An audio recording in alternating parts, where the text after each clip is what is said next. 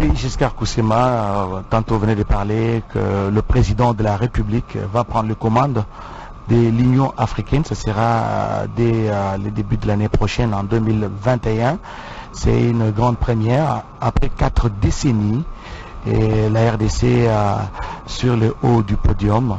C'est une grande première. Je pense que ce sera une occasion de mettre en œuvre l'agenda 2063 de l'Union africaine. Il y a beaucoup de projets intégrateurs dans cet agenda.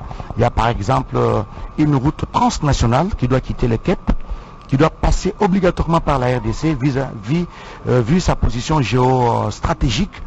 La RDC se situe au cœur de l'Afrique, au centre du continent africain. Donc tous les projets intégrateurs doivent forcément passer par la RDC. Vous voyez, c'est une grande opportunité, une aubaine pour la République démocratique du Congo, qui verra le président de la République et chef de l'État, Félix Antoine Tshisekedi Tshilombo, prendre les commandes de l'Union africaine. Et tous les Congolais, en tout cas, tous les acteurs politiques, tous les décideurs sont appelés. Nous sommes donc appelés à accompagner ces mandats de la RDC à la tête de l'Union africaine. L'Afrique doit se doter dans les tout prochains jours, dans l'agenda 2063, d'un train à grande vitesse, un TGV. Et les rails doivent passer par la RDC. Et nous devons nous préparer à ça. C'est parmi les projets intégrateurs.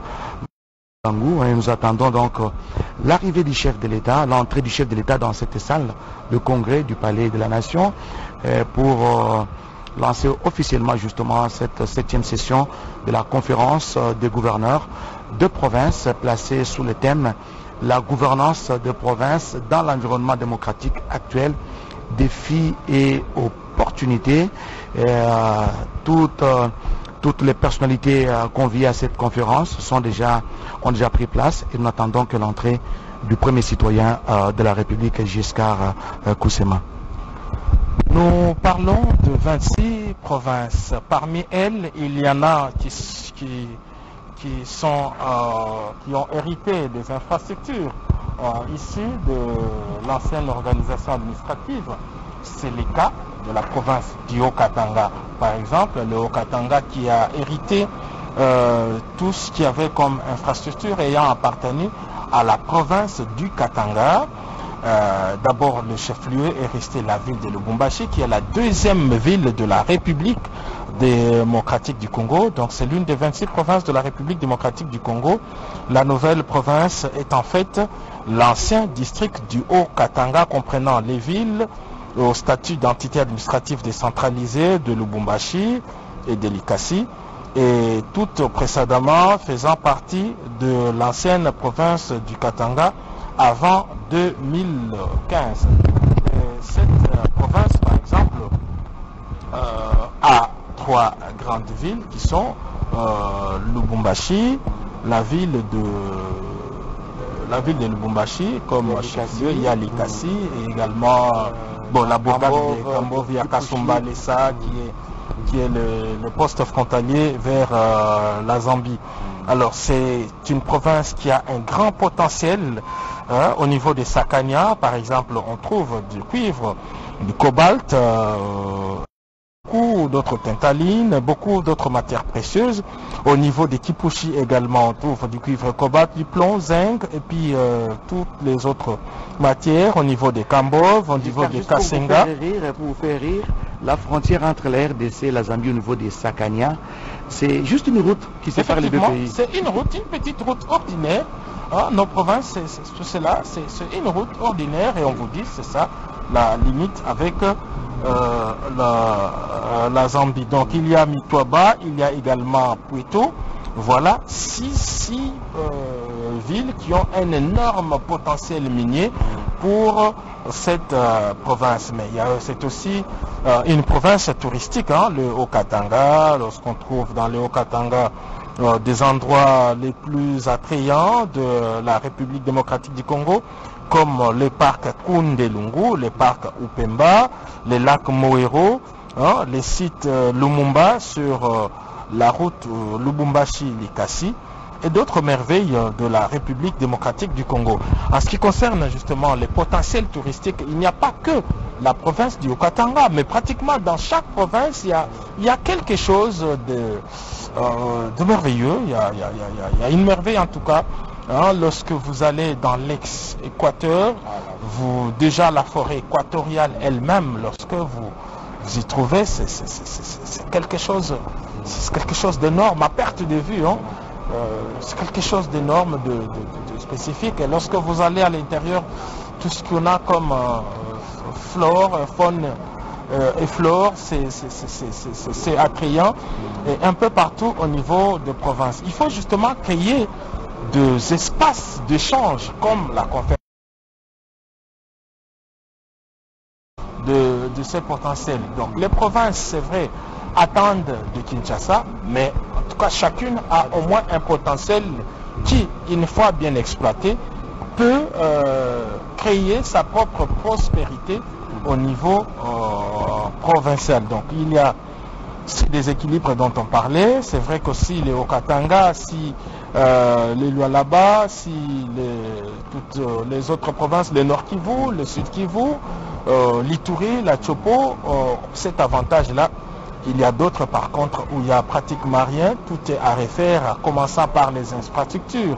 Hein, c'est le cas du Bazouélé, le Maïndombe, le Kwango ici à quelques mètres. Hein, mais parmi les provinces stables, il y a le Congo central qui a tout gardé. Hein, cette province n'a jamais fait l'objet de démembrement depuis la première organisation administrative. Hein, c'est resté intact. Le Congo central, par exemple, dont le gouverneur est en gros plan ici sur les antennes de la RTNC. Donc le Congo central garde sa configuration ancienne depuis la belle époque. Mais il y a des provinces aussi qui ne changent pas, comme Kinshasa, la capitale. Hein. Tout à fait. Kinshasa qui comprend la ville et ses 24 communes qui ne changent pas. Mais d'autres provinces, celles qui sont issues du démembrement du Grand Équateur, souffrent de manière générale. Oui, Giscard, puisque vous parlez de Kinshasa, je voulais signaler que parmi les 3 provinces pourvoyeuses des recettes qui contribuent efficacement au budget de l'État, il y a Kinshasa, il y a la ville-province de Kinshasa, nous avons le Congo central, nous avons le Haut-Katanga. À cela s'ajoute aussi la province du Lualaba avec ses mines, parce que vous savez, le Lualaba, c'est vraiment aujourd'hui, c'est la capitale mondiale du cobalt. Le cobalt, c'est un produit, un minerai stratégique, déclaré stratégique pour la République démocratique du Congo. Donc toutes les provinces de la RDC, toutes les provinces, toutes les 26 provinces qui constituent la République démocratique du Congo, notamment les Lualaba, notamment le Haut-Katanga, le Olomami, la Tchouapa, et toutes les provinces ont des atouts, ont des potentialités qu'il faudra revaloriser, qu'il faudra capitaliser. Je prends par exemple, dans la foulée, je prends juste un exemple. Quand vous allez dans le Nord Kivu, les Sud Kivu, vous êtes sur Ruzizi, dans le Sud Kivu. Mais ça, c'est un paysage fantastique. Un paysage paradisiaque. C'est le cas, en tout cas, lorsque vous sillonnez cette province. Alors, nous voulons apporter une précision lorsque nous avons parlé de la présence physique des 26 gouverneurs de province. Hein, nous avons cité Moussafir. Non, le gouverneur fait l'objet d'une déchéance, il n'est même pas ici. La province du Maniema est représentée par le gouverneur intérimaire, M. Amadi. C'est lui qui est ici dans cette salle et qui représente la province du Maniema. Donc nous voulons nous excuser. Les 26 gouverneurs de province sont bel et bien là, mais pour le compte de la province du Maniema, ce n'est pas le gouverneur Moussafir Nkola Nyoma qui a été déchu, mais c'est plutôt le gouverneur ad interim Amadi qui est présent ici pour le compte de cette province. Donc toutes les provinces de la RDC sont représentées, Mathieu Moudibangou, Yvin Diat, et c'est pour dire que chacun vient avec son agenda, vient avec ses problèmes, chaque province vient avec pour présenter ses problèmes, c'est faire l'état des lieux justement de la situation sociale, de la situation économique, de la situation politique, même sécuritaire, et des pistes de solutions.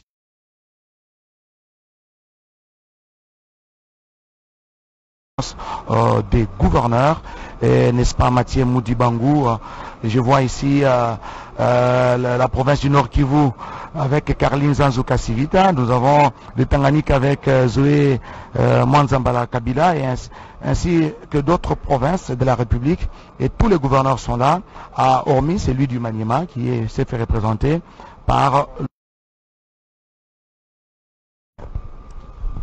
Yasolo, et tout cas à Maniema, mon attache, gouverneur est terminé, là, c'était oiseau au Kambanan, Misala Mikolomier.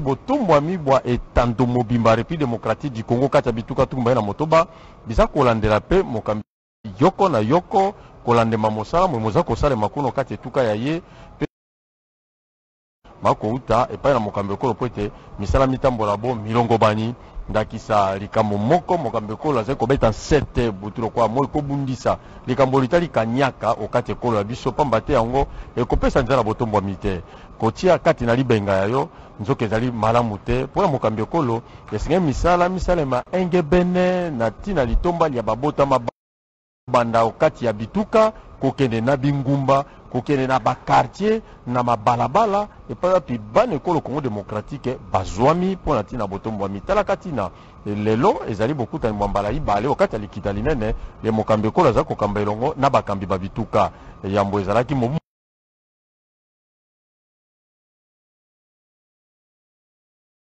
ezali ete etuka moko na moko kolandema ekambeli misala okati etuka ya ye ayi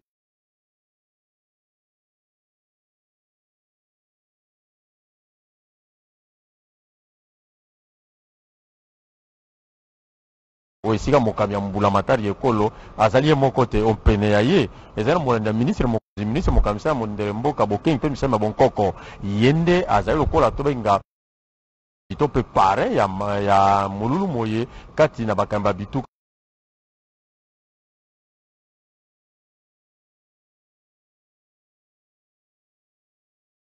landemaka naino epai na ministre oyo naza kotala mayema atali mondele mboka pamba te yango ezali engebene na botambusi misala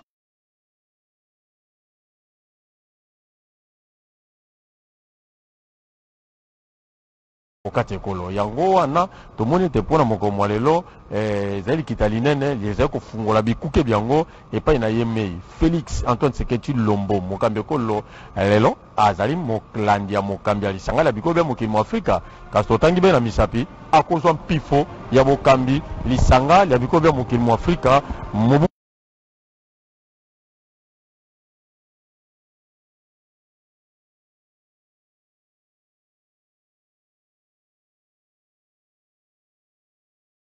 la nation kisika wapi andi zona kota samla lukuta kanu ya nene ya kisangisa endi na bantolisa bizunga tope ba gouverneur makumi zoli na sambanu ya mvimba baefi kusambanisa penza luse ya ba kikusa kota penza na kumonisa beno ti bisalu mikusa banda bonsi ya tubaka na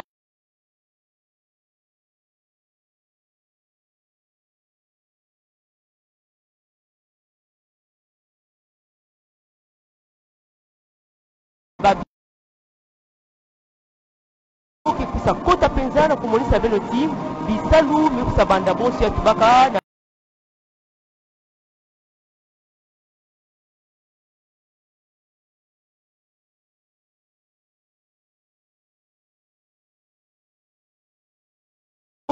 kota penza na kumonisa beno ti bisalu mikusa banda bonsi ya tubaka na diskulu na yandi na nyima kusulula na bana yesi na seleka bisalu banda Oscar Mbala.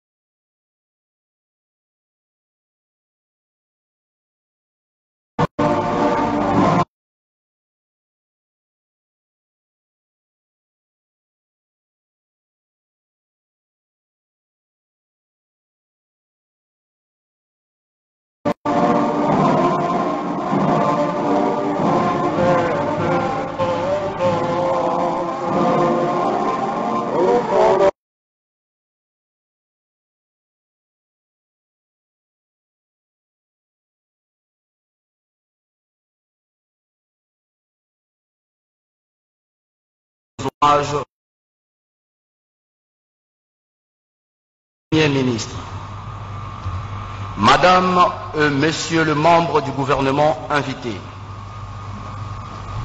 Monsieur le Président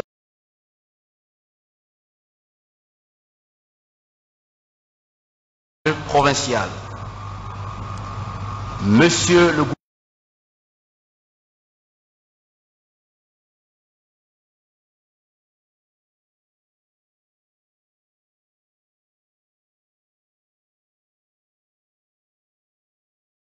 provincial,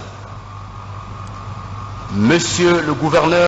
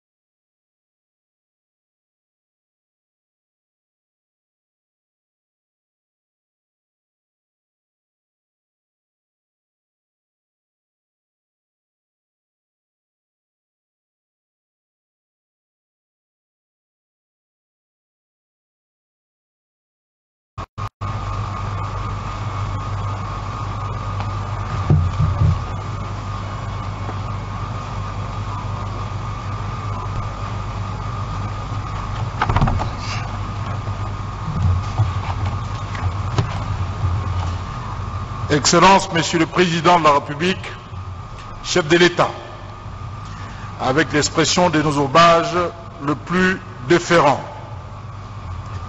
Excellence, Monsieur le Premier ministre, chef du gouvernement. Excellence, Monsieur le Vice-Premier ministre, ministre de l'Intérieur, Sécurité et Affaires sociales, Affaires coutumières plutôt. Excellence, Monsieur le Vice-Premier ministre, ministre du Budget, Excellence, Madame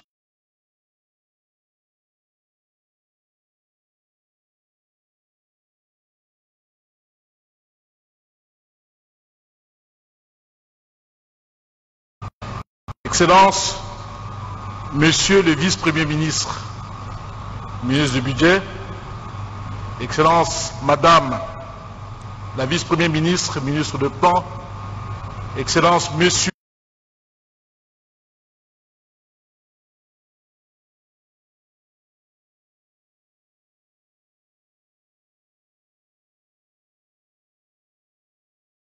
nous souhaitons par la même occasion remercier le Président de la République, chef de l'État, magistrat suprême, commandant des forces armées de la République démocratique du Congo et de la police nationale congolaise, son Excellence Monsieur Félix Antoine Tshisekedi Tshilombo, à qui nous présentons nos hommages le plus déférents pour son sens paternel, épris de l'unité et de la cohésion nationale, ainsi que sa grande vision du développement de notre nation et du choix de notre ville en y organisant les présentes assises.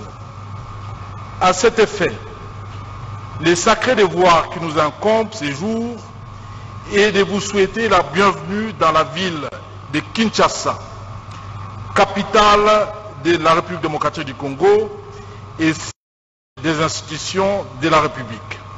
Soyez en paix, soyez en sécurité. Kinshasa est tout simplement votre ville. Toutefois, nous notons en premier lieu que notre 7e session de la conférence des gouverneurs de province se tient pendant les festivités de fin d'année.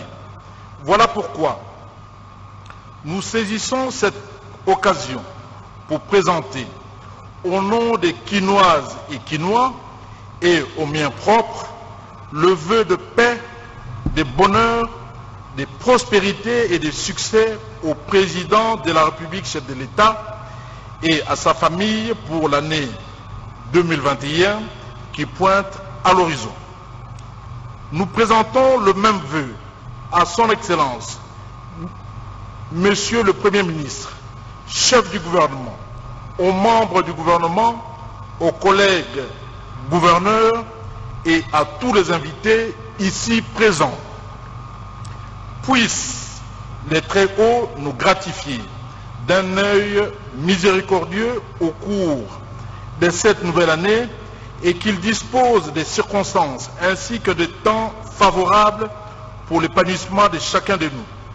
En second lieu, nous tenons cette session de la conférence des gouverneurs de province dans un contexte particulier lié à la deuxième vague de la pandémie à coronavirus, Covid-19, qui constitue une menace multiforme pour le développement de notre pays en général et de la ville de Kinshasa en particulier. C'est la raison pour laquelle nous invitons chaque participant à la stricte observance des gestes barrières, notamment le port obligatoire des masques, la distanciation physique, le lavage régulier de mains et la prise régulière des températures, surtout que la ville de Kinshasa reste la province la plus touchée afin d'éviter toute contamination et propagation à grande échelle susceptible de provoquer des dégâts non souhaités. Excellence, Monsieur le Président de la République, chef de l'État. Excellence, Monsieur le Premier ministre, chef du gouvernement. Excellence, Monsieur le Vice-Premier ministre, ministre de l'Intérieur, Sécurité et Affaires coutumières. Excellence, Monsieur les membres du gouvernement, Monsieur le gouverneur de province et estimés collègues, invités, cette session qui revêt un caractère particulier et hautement symbolique est en fait la première depuis l'accession de son Excellence, Monsieur le Président de la République à la magistrature suprême. Elle a pour thème la gouvernance des provinces dans l'environnement démocratique actuel, défis et opportunités. Conformément à la loi organique numéro 08/015 17 octobre 2008 portant modalités d'organisation et de fonctionnement de la conférence de gouverneurs de province, celle-ci constitue une instance de concertation et d'harmonisation entre les pouvoirs exécutifs nationaux et les gouverneurs de province dans le but d'émettre des avis, de formuler des suggestions sur la politique à mener et la législation à édicter par la République. C'est dans cet esprit qu'en notre qualité du président du collectif des gouverneurs de province que nous formulons les suggestions suivantes qui seront développées pendant les travaux.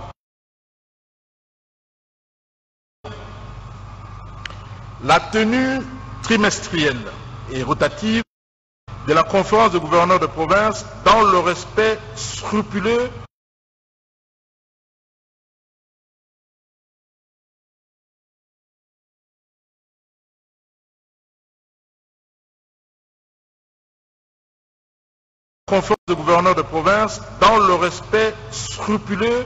des dispositions pertinentes de l'article 200 de la Constitution et des articles 6, 9,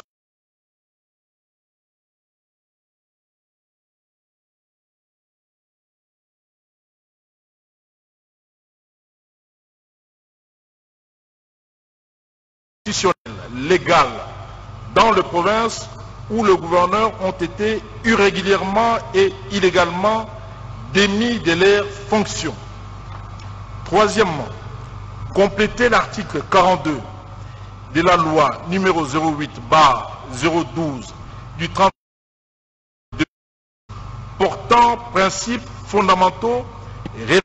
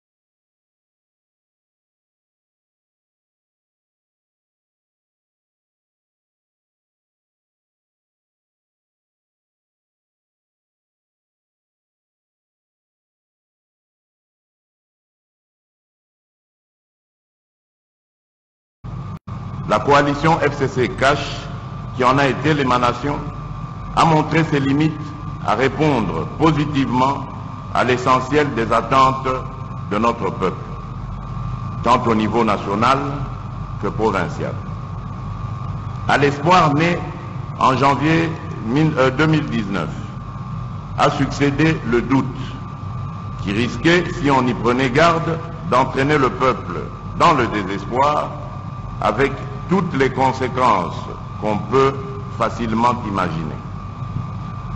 Au niveau des provinces, pour ne parler que de cet échelon du pouvoir, la crise de cette coalition s'est également ressentie dans l'action de certains exécutifs et de certaines assemblées provinciales où certaines décisions ont été prises, non pas en fonction de l'intérêt des administrés, mais de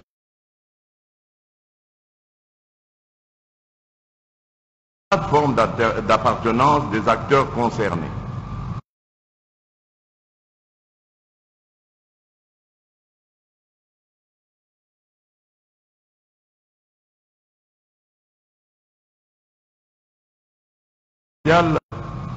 Où certaines décisions ont été prises, non pas en fonction de l'intérêt des administrés, mais des orientations de la plateforme d'appartenance des acteurs concernés.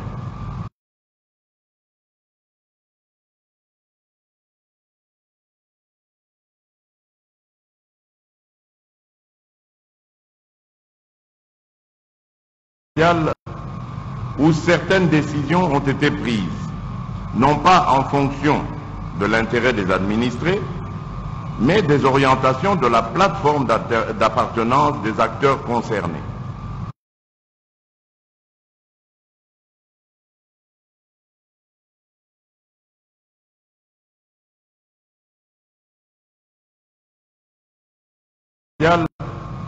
Où certaines décisions ont été prises, non pas en fonction de l'intérêt des administrés, mais des orientations de la plateforme d'appartenance des acteurs concernés.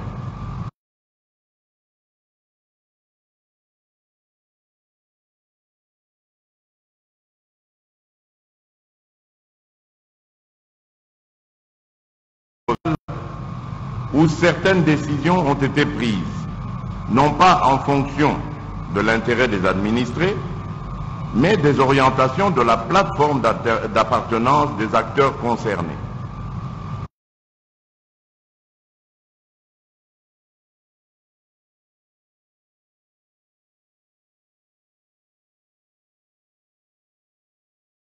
Province, afin de réhabiliter les ouvrages et infrastructures communautaires, de réformer les stratégies de défense de nos forces armées dans les zones opérationnelles et celles en proie à une forte instabilité et insécurité, de réactiver la mise à disposition régulière des fonds secrets de recherche, d'affecter des magistrats pour le renforcement de la justice et des services de sécurité de la province. À l'issue de ces consultations,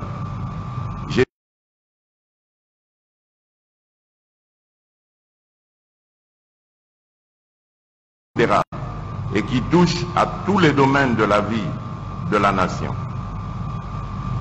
Cet appel à l'union sacrée de la nation vous concerne également, vous, les acteurs politiques provinciaux, au premier rang desquels se trouvent les gouverneurs et les membres des assemblées provinciales, pour que vous puissiez orienter vos choix, vos actions, et surtout vos décisions dans le sens de l'intérêt des populations de vos provinces respectives et non pas pour sauvegarder des intérêts individuels, politiques ou sectaires. L'union sacrée de la nation se veut, vous l'avez suggéré, de sécuriser dans le respect de la Constitution et des lois de la République la fonction de gouverneur de province, représentant de la haute autorité en province, contre les diverses velléités infondées de déstabilisation des députés, par les députés d'assurer la stabilité des institutions provinciales en vue de booster le développement à la base. Je ne me fais aucun doute que le nouveau cadre dans lequel évolueront les institutions de la République permettra la stabilité des gouvernements provinciaux, gage d'un développement continu. Ce même cadre accordera beaucoup plus d'attention et de priorité financière des provinces à la construction des infrastructures, de même qu'il accédera le processus de pacification, il accélérera le processus de pacification, accordera beaucoup plus de facilité aux investisseurs, mettra davantage l'accent sur le contrôle des finances et poursuivra les réformes multisectorielles engagées. Dans cette optique, les actes de sabotage des nouvelles politiques publiques que je compte impulser pour le reste de mon quinquennat ne seront ni tolérés ni impunis. Désormais, la mise en œuvre de mon programme et ceux des gouvernements provinciaux sera suivie et évaluée trimestriellement afin de vous assurer que nos politiques publiques retenues et planifiées dans les différents secteurs de la vie nationale améliorent les conditions de vie de notre peuple. Mesdames et messieurs, la deuxième réflexion au centre des travaux de cette conférence des gouverneurs de province doit porter de manière non complaisante sur les pratiques actuelles de la gouvernance des provinces au regard des principes fondamentaux qui fondent notre État et ceux relatifs à la libre administration des provinces tels qu'issus de la loi numéro 08/012 du 31 juillet 2008 et des exigences démocratiques. Par rapport aux principes fondamentaux qui fondent l'État congolais, j'ai le devoir de rappeler que l'article 1er de notre Constitution pose le principe selon lequel la République démocratique du Congo est, dans ses frontières, au 30 juin 1960, un État unitaire, social, démocratique et laïque. Il est donc indivisible pour quelque motif que ce soit. L'unité de notre pays constitue en fait l'assiette aussi bien des missions que des compétences dévolues aux institutions nationales par l'article 202 de la Constitution, à savoir essentiellement l'administration des affaires étrangères comprenant les relations diplomatiques ainsi que la négociation des traités et accords internationaux, même si la loi reconnaît aussi aux provinces des initiatives pour la conclusion des accords de coopération avec les provinces limitrophes des pays voisins, tout doit se faire sous l'égide de l'exécutif national. L'administration des forces de sécurité et de défense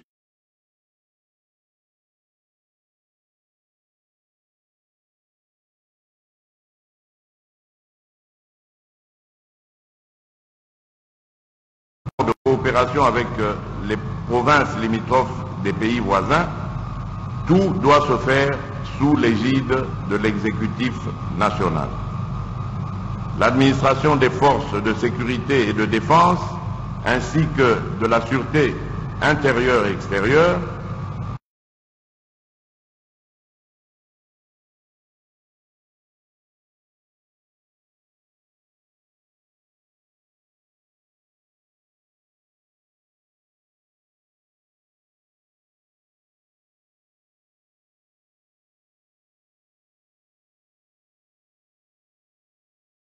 centralisation ou pour ces missions ou d'interrompre dans son indépendance,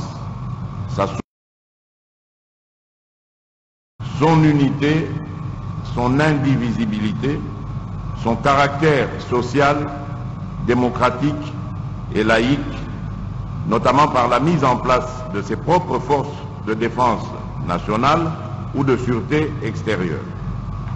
C'est ainsi que sera sanctionnée avec sévérité toute tentative de déstabiliser l'unité du pays à partir d'une gouvernance provinciale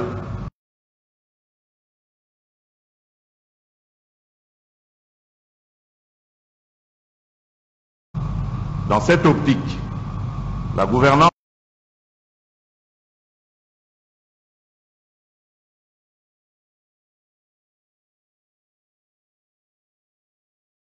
des provinces par rapport à ses services de souveraineté, centraux ou déconcentrés, doit donc se caractériser par le respect de leur autonomie administrative et technique, un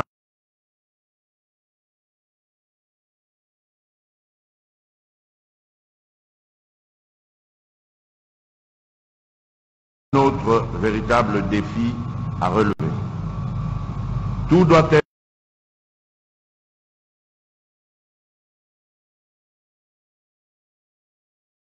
fait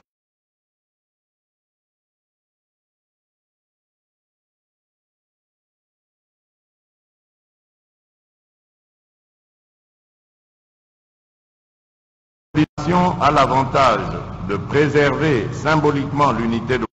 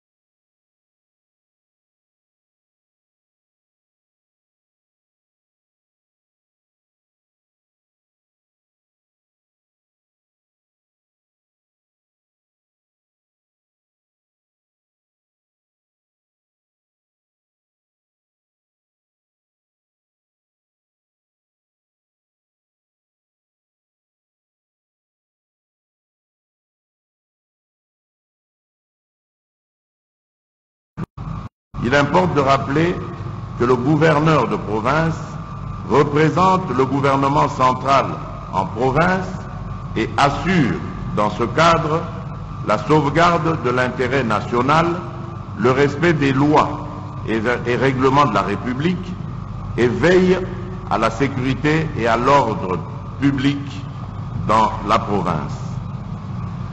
Toutefois, je me dois aussi de rappeler que durant leurs fonctions, les gouverneurs de province et les membres du gouvernement provincial sont astreints à l'observance d'un certain nombre de principes fondamentaux, gages d'une bonne gouvernance.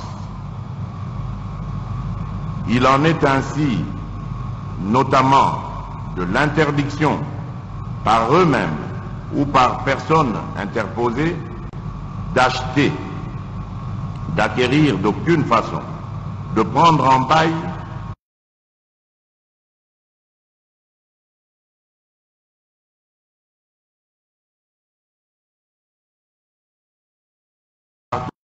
au domaine de l'État, des provinces ou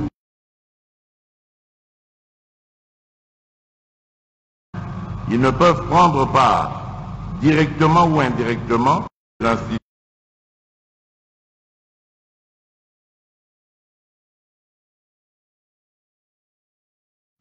Ces principes sont régulièrement foulés aux pieds par certains gouverneurs de province et les conflits d'intérêts récurrents dans lesquels ils se placent plombent la sauvegarde des intérêts des administrés et freinent l'avancement des provinces. C'est ici le lieu de rappeler que doivent faire C'est ici le lieu, de rappeler le travail que doivent faire les assemblées provinciales.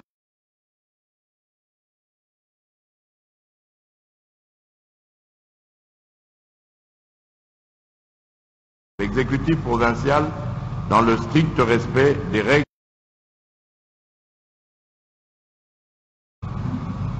Les services et organes d'audit et de contrôle devront être mis à la disposition de tous pour nous rassurer de la manière dont les finances de l'État sont gérées à tous les échelons de l'exercice du pouvoir d'État.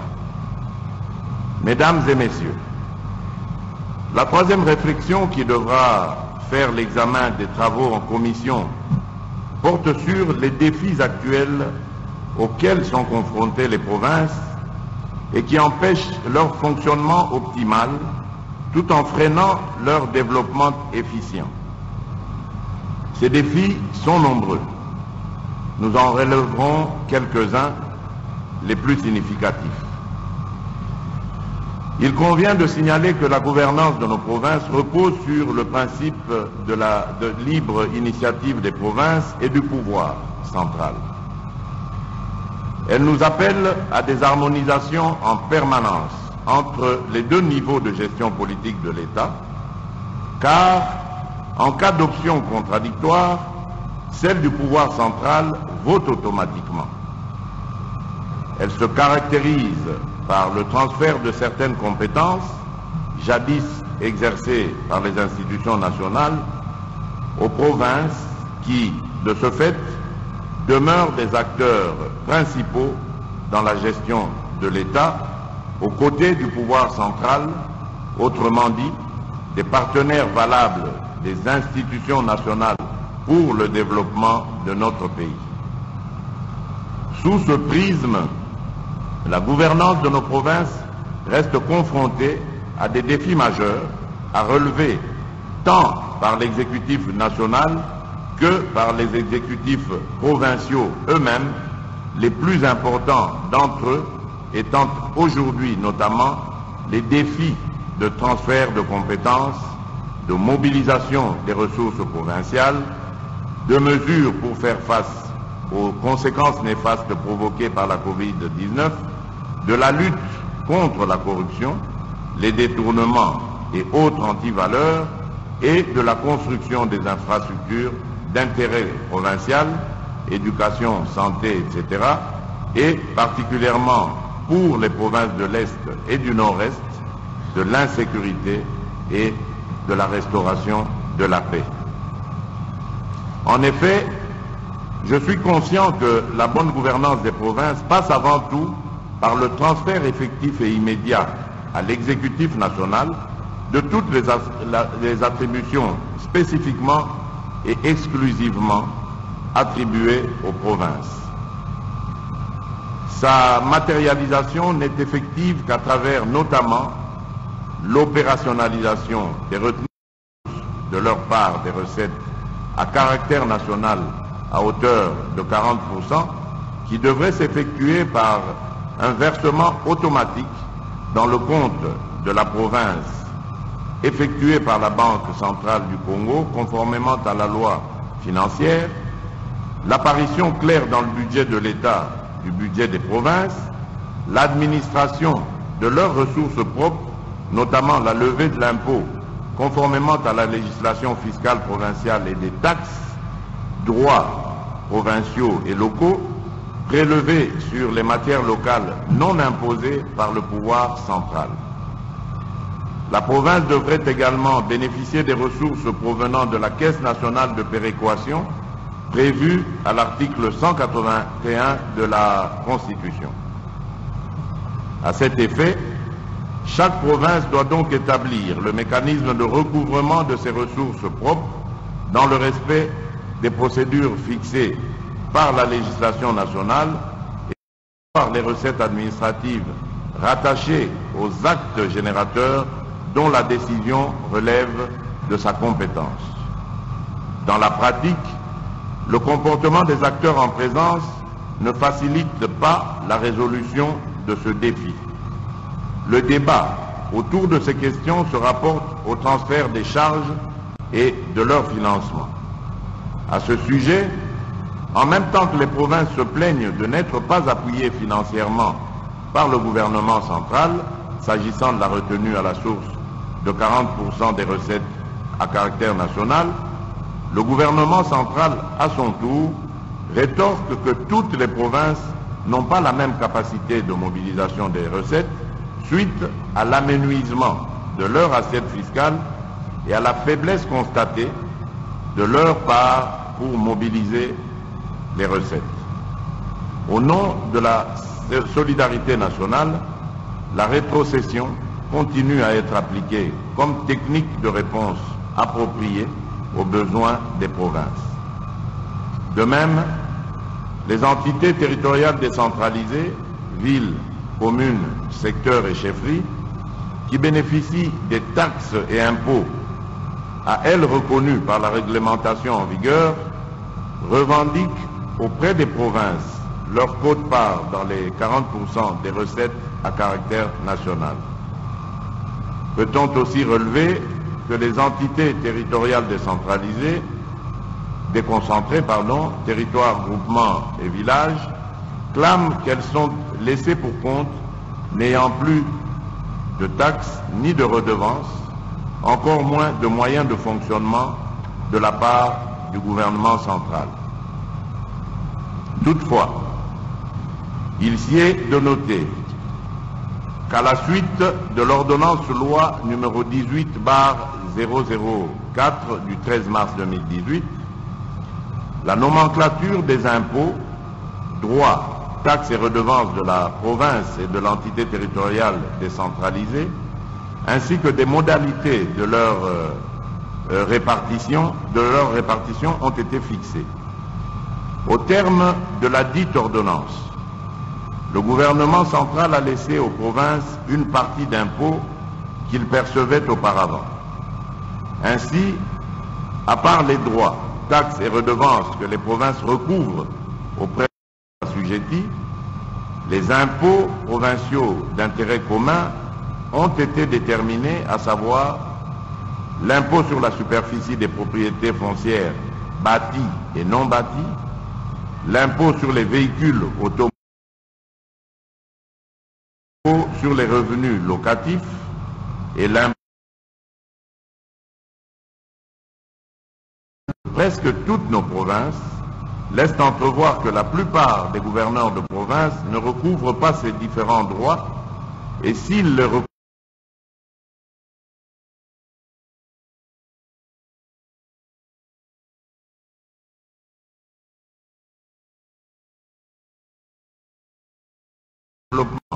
de presque toutes nos provinces laissent entrevoir que la plupart des gouverneurs de province ne recouvrent pas ces différents droits, et s'ils les recouvrent, ceux-ci servent alors plus aux intérêts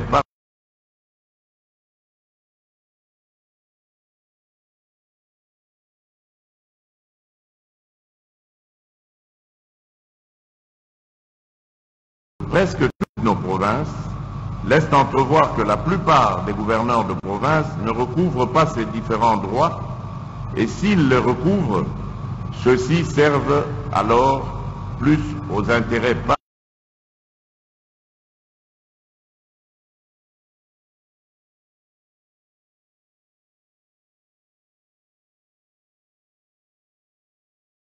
de toutes nos provinces laissent entrevoir que la plupart des gouverneurs de province ne recouvrent pas ces différents droits, et s'ils les recouvrent, ceux-ci servent alors plus aux intérêts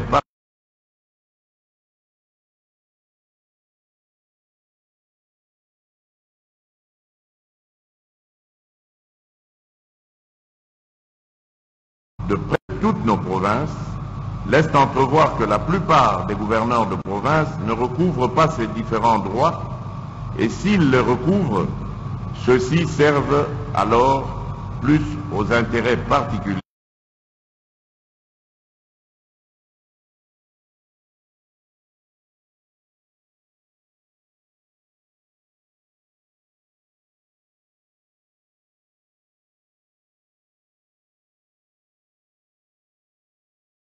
en matière de rationalisation des recettes et des dépenses publiques pour apporter des soins de santé appropriés aux malades. Mesdames et messieurs, un autre défi est celui de la décentralisation, qui est une réforme qui prend du temps. Elle doit être progressive, efficacité, répondre aux critères du développement à partir de la base et du rapprochement entre les gouvernés et les gouvernants. Nos assises devront aboutir à des recommandations ayant pour vocation une décentralisation adaptée à l'environnement socio-économique et à la capacité du gouvernement à la financer, eu égard au nombre très élevé des entités éligibles à cette technique administrative. Concernant le volet juridique, les réformes entreprises exigent la mise en place des cours d'appel et tribunaux administratifs dans toutes les provinces et le déploiement des juridictions de l'ordre judiciaire, cours d'appel,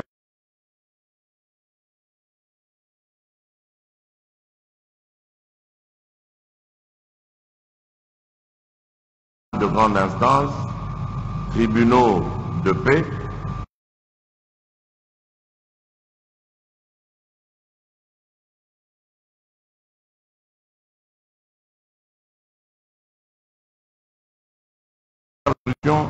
et à la réhabilitation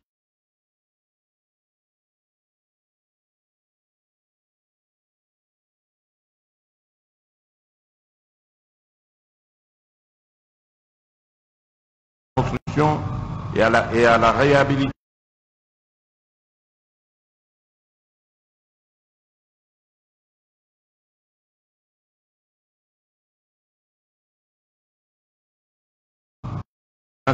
de la République, je veillerai à ce que justice soit faite sans tenir compte de rang et de classe sociale.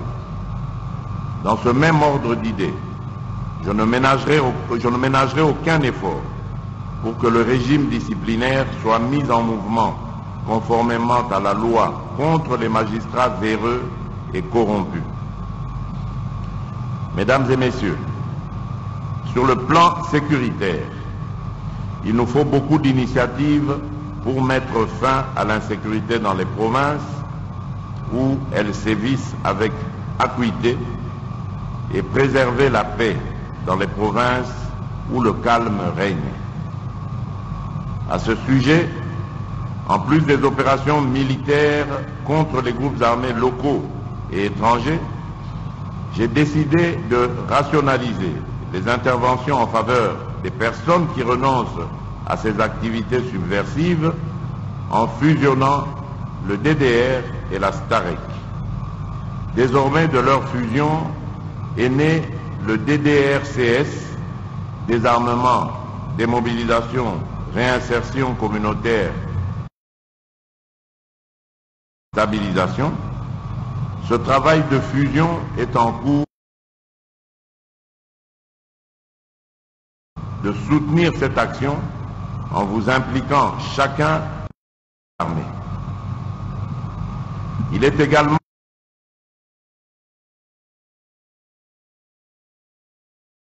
cela de manière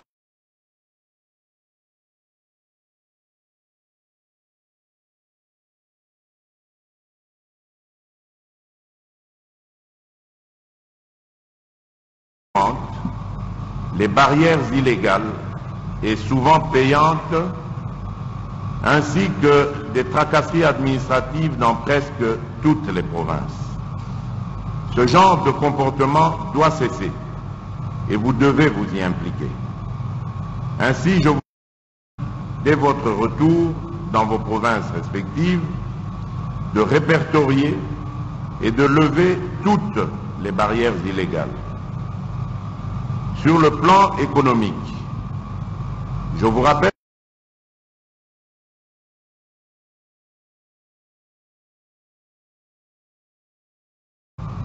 qu'il nous revient d'identifier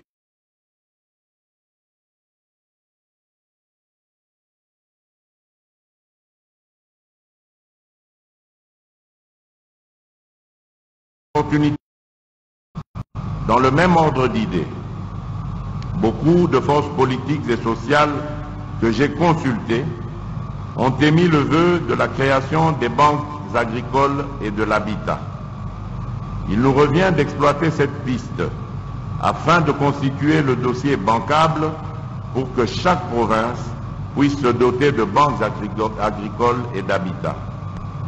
La finalité est de booster l'agriculture en visant l'autosuffisance alimentaire et de contribuer à la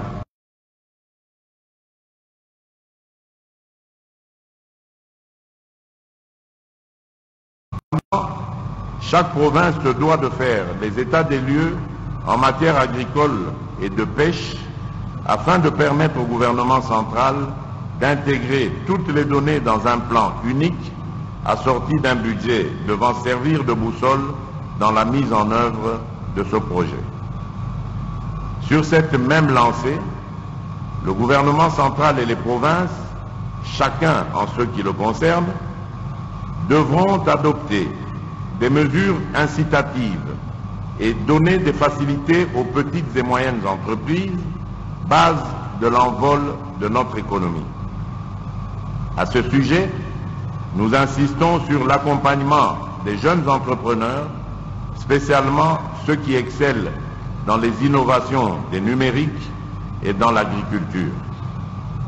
Comme vous le savez, une bonne économie est tributaire de beaucoup de facteurs, spécialement les infrastructures publiques de communication, à savoir les routes, les chemins de fer, les voies fluviales, portuaires et aéroportuaires, ainsi que les routes de desserte agricole. Dans ce chapitre des infrastructures, je voudrais vous assurer que mon programme de gouvernement sur lequel j'ai été élu a tenu compte de toutes les provinces.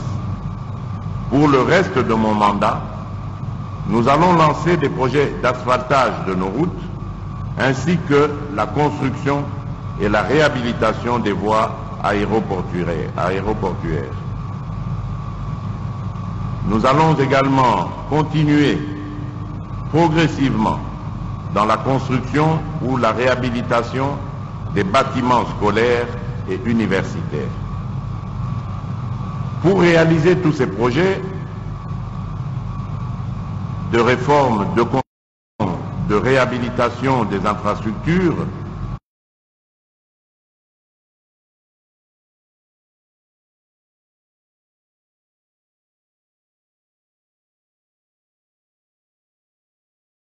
des bâtiments scolaires et universitaires.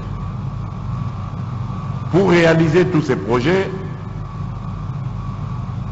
de réforme, de réhabilitation des infrastructures, je compte sur vous en tant que représentant de l'autorité suprême.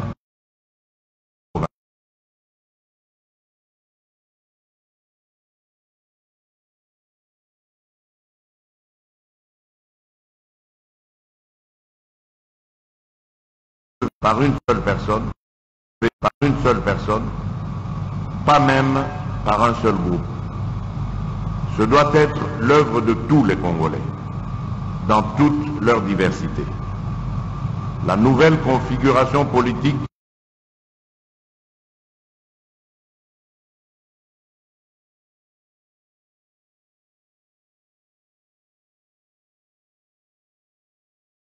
par une seule personne, pas même par un seul groupe. Ce doit être l'œuvre de tous les Congolais, dans toute leur diversité. La nouvelle configuration politique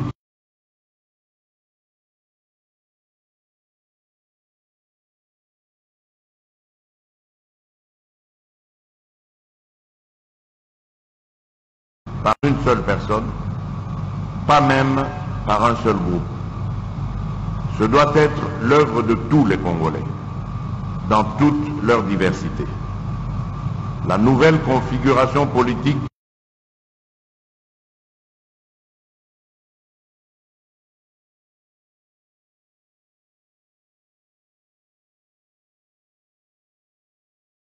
par une seule personne, pas même par un seul groupe. Ce doit être l'œuvre de tous les Congolais, dans toute leur diversité. La nouvelle configuration politique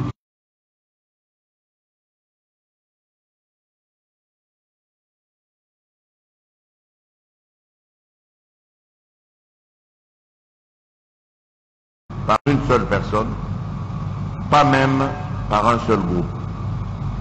Ce doit être l'œuvre de tous les Congolais, dans toute leur diversité. La nouvelle configuration politique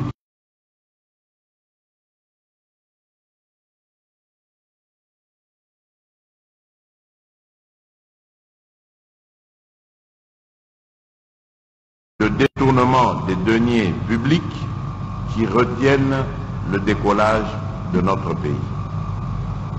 Des réformes tous azimuts sont donc nécessaires et urgentes pour adapter certaines législations au contexte d'une bonne gouvernance.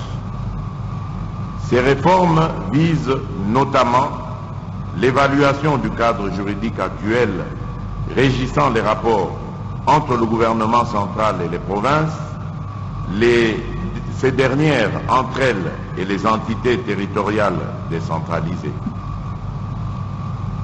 Toute mise en place d'une nouvelle législation est justifiée par la réglementation d'une situation qui paraissait inadaptée à l'évolution politique, sociale, économique et culturelle d'un pays. Mon seul souci est de bâtir une gestion responsable de la chose publique, et ce, à tous les niveaux du fonctionnement de l'État, comme véritable défi à relever par nous tous. Cependant, l'état de droit dans la gouvernance des provinces ne s'arrêtera pas aux activités de pure gestion de la chose publique.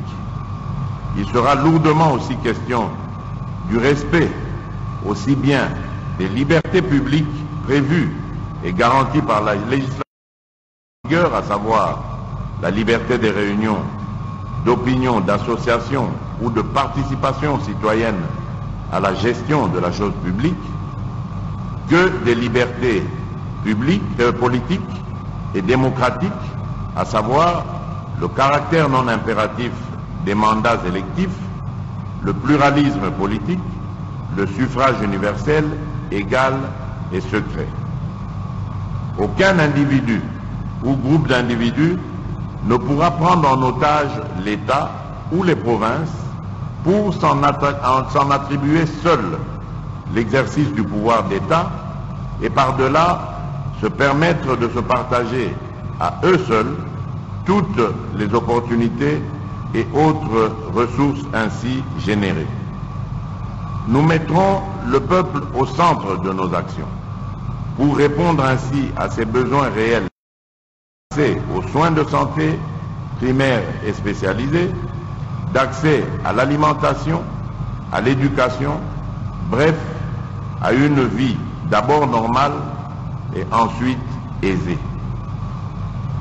Dès lors, et pour terminer ma communication, j'attends de chacun de vous et d'expérience, outre les états de lieu de vos provinces respectives, de me souligner les défis qui s'imposent à vous, à votre province en particulier, et qui, s'ils sont relevés, vont rendre la gouvernance de votre province plus plausible et ce faisant offrir des opportunités qui sont conformes aux lois et règlements de la République. Sur ce, je déclare ouverte la 7e session de la conférence des gouverneurs de province. Je vous remercie.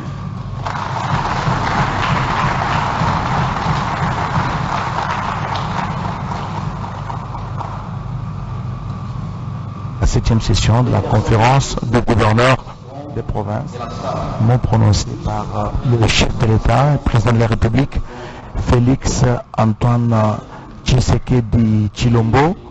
50 minutes d'allocution Le chef de l'État, Félix Antoine Tshisekedi Tshilombo, a dans son mot d'ouverture poussé la réflexion très loin. Il a fait trois grandes réflexions justement par rapport à cette session de la conférence de gouverneurs. Il a souhaité que l'année 2021 soit d'abord une année de succès et il a dit que la conférence de gouverneurs doit être absolument un cas de concertation régulière entre les provinces et le pouvoir central. Et ce thème de cette conférence de gouverneurs, c'est un thème évocateur, beaucoup de réflexions, notamment il a tiré l'échec de la coalition FCC-Cash et préservé les acquis de l'alternance pacifique au pouvoir jusqu'à Koussema. En 50 minutes, le président de la République a donné ce mot d'orientation sur les réflexions qui devraient guider ces 2 jours de travaux de la conférence de gouverneurs. Nous voulons corriger ici, c'est la 2e fois que le président de la République rencontre ces gouverneurs de province, mais la première fois, ce n'était qu'un séminaire après leur élection. Mais dans les formats de la conférence de gouverneurs, c'est la première fois, donc nous voulons bien préciser. C'est la 2e fois que le président de la République est devant les gouverneurs de province. La première fois, c'était un séminaire après leur élection, mais aujourd'hui, c'est véritablement la conférence des gouverneurs. Donc, trois sujets qui devraient faire l'objet de réflexions au niveau de travaux en commission qui vont se dérouler de cet après-midi.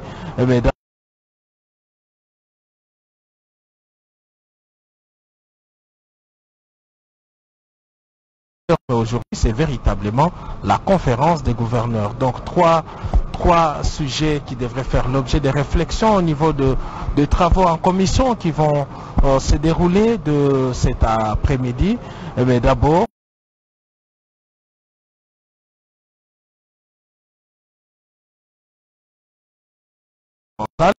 mais des problèmes spécifiques existent et vont être tout à l'heure débattus au niveau de commission. Alors nous retenons ici ces quelques mots, les derniers mots du président de la République. Il y aura bel et bien des réformes qui seront entreprises en toute urgence d'ailleurs, il a dit, pour essayer un peu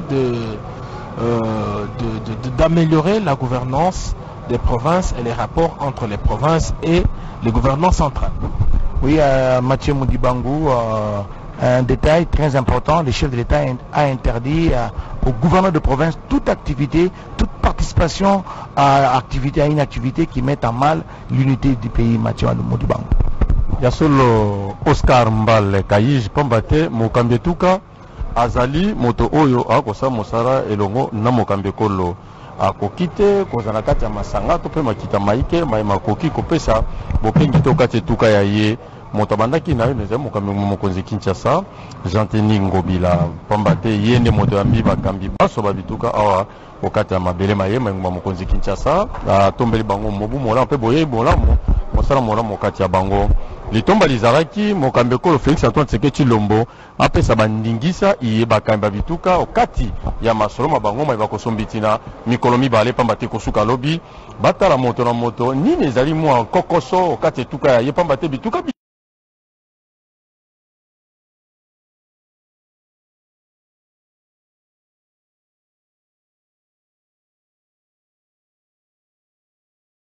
mokakolo Félix Antoine Tshisekedi Tshilombo apesa bandingisa iye bakambi babituka okati ya masolo mabango mai bakosombitina mikolo mibale pamba te kosuka lobi batala moto na moto nini ezali mwa kokoso okati etuka ya ye pamba te bituka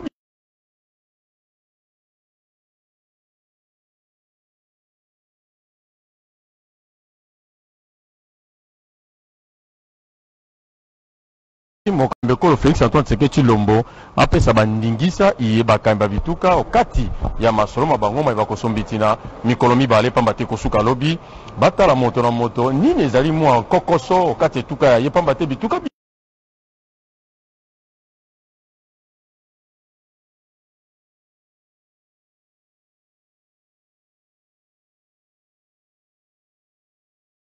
Mokambekolo Félix Antoine Tshisekedi Tshilombo apesa bandingisa iye bakamba bituka okati ya masolo mabango ma bakosombitina mikolo mibale pamba te kosuka lobi batala moto na moto nini ezali mwa kokoso okati etuka ya ye pamba te bituka